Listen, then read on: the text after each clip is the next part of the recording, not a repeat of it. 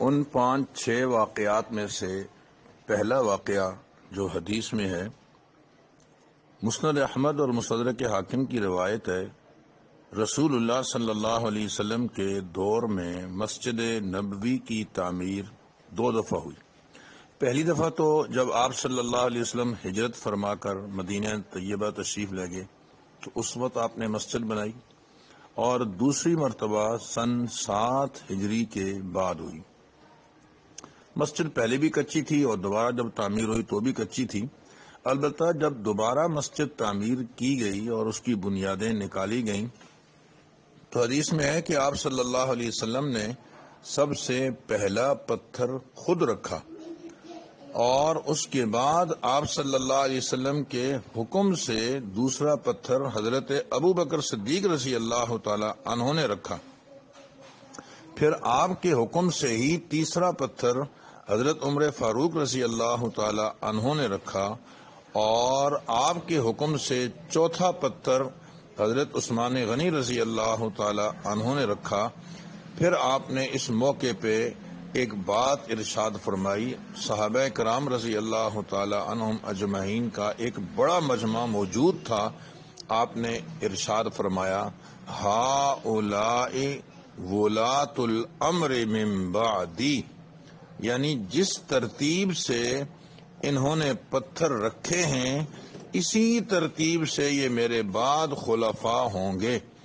تو بڑی تصریح کے ساتھ اس روایت میں یہ بات معلوم ہو گئی کہ ان حضرات کی خلافت برحق ہے، اور یہ کہ پہلے خلیفہ ابو بکر صدیق رضی اللہ تعالی عنہ ہیں۔ نمبر 2، صحیح روایت میں آتا ہے کہ آپ صلی اللہ علیہ وسلم نے ایک مرتبہ ایک خواب دیکھا، اور آپ کو معلوم ہے کہ انبیاء کرام کا خواب سچ ہوتا ہے اور حقیقت پر مبنی ہوتا ہے۔ آپ نے ارشاد فرمایا کہ میں نے دیکھا کہ ایک کنواں ہے، اس میں بڑا پانی ہے کافی مقدار میں اس کنویں سے پانی نکال کر لوگوں کو پلا رہا ہوں۔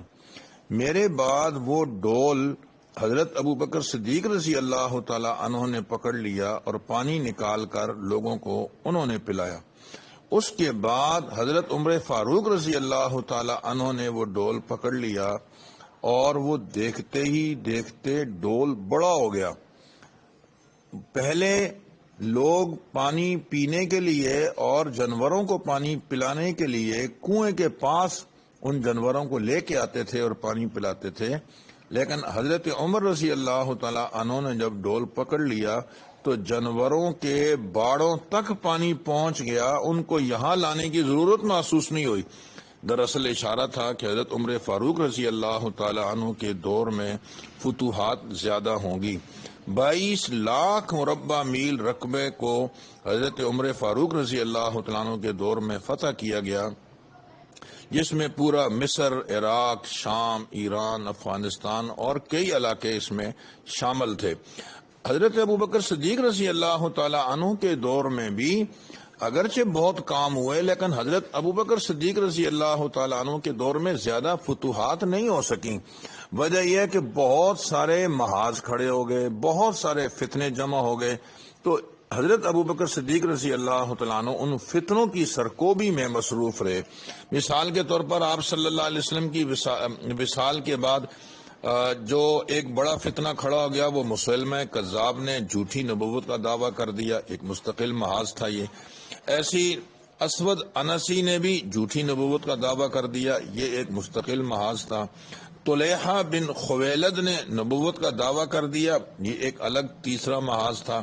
اچھا، ایک نوجوان لڑکی نے الگ سے نبوت کا دعویٰ کر دیا، یہ ایک الگ سے محاذ قائم ہو گیا۔ تو یہ تو جھوٹی نبوت کے دعوے دار سارے جمع ہو گئے مختلف علاقوں میں۔ اس کے بعد کچھ نئے مسلمان جو ہوئے تھے وہ مرتد ہو گئے، تو یہ ایک الگ محاذ کھڑا ہو گیا جو ارتداد اختیار کرنے والوں کا۔ اور ایک جماعت ایسی کھڑی ہوگی جو یہ کہتے ہیں کہ ہم بقیہ کام تو کریں گے، کلمہ پڑھیں گے، نماز پڑھیں گے، روزہ رکھیں گے، لیکن ہم زکوٰۃ نہیں دیں گے، کیونکہ اللہ نے فرمایا کہ خذ من اموالہم صدقۃ، اے نبی صلی اللہ علیہ وسلم آپ ان کے مالوں میں سے زکوٰۃ وصول کریں۔ تو زکوٰۃ لینے کا حکم تو اللہ کے نبی کو ہے، جب آپ صلی اللہ علیہ وسلم نہیں رہے تو ہم کسی اور کو زکوٰۃ نہیں دیں گے۔ یہ ایک الگ محاذ کھڑا ہو گیا اور ایک مستقل فتنہ تھا۔ تو ان فتنوں کی سرکوبی میں ہی حضرت ابوبکر صدیق رضی اللہ تعالیٰ عنہ مصروف رہے اور بڑے مستحکم طریقے سے بہت مضبوط اور بہت دلیری اور جرأت کے ساتھ مقابلہ کیا۔ اس کا اندازہ اس بات سے لگایا جا سکتا ہے کہ فاروق اعظم رضی اللہ تعالیٰ عنہ نے ایک مرتبہ ایک تجویز دی، فرمایا حضرت یہ اتنے سارے فتنوں کی سرکوبی میں تو آپ مصروف ہی ہیں، میری رائے یہ ہے کہ یہ جو زکوٰۃ نہیں دیتے یہ بقیہ کام تو کر رہے ہیں نا، ان کو فی الحال ذرا چھوڑ دیتے ہیں، نہیں چھیڑتے، بعد میں ان سے نمٹ لیں گے۔ تو حضرت ابوبکر صدیق رضی اللہ تعالیٰ عنہ کا بہت جلالی جواب تھا، فرمایا عمر اجبار فی الجاہلیت وخوار فی الاسلام، زمانے جاہلیت میں تو تم بڑے دلیر تھے اور اب ایسی ڈھیلی ڈھیلی باتیں کر رہے ہو۔ اینقص الدین وانا حی، کیا دین میں کمی آ جائے اور ابو بکر زندہ رہے؟ یہ ہو نہیں سکتا۔ تو ان فتنوں کی سرکوبی میں یہ مصروف رہے۔ اس کے بعد حضرت عمر فاروق رضی اللہ تعالیٰ عنہ کا جب دور آیا تو خوب فتوحات ہوئیں، جیسا کہ میں نے عرض کیا۔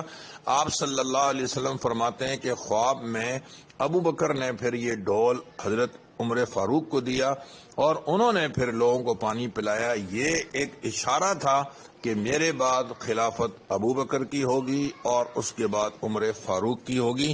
ایک تیسرا خواب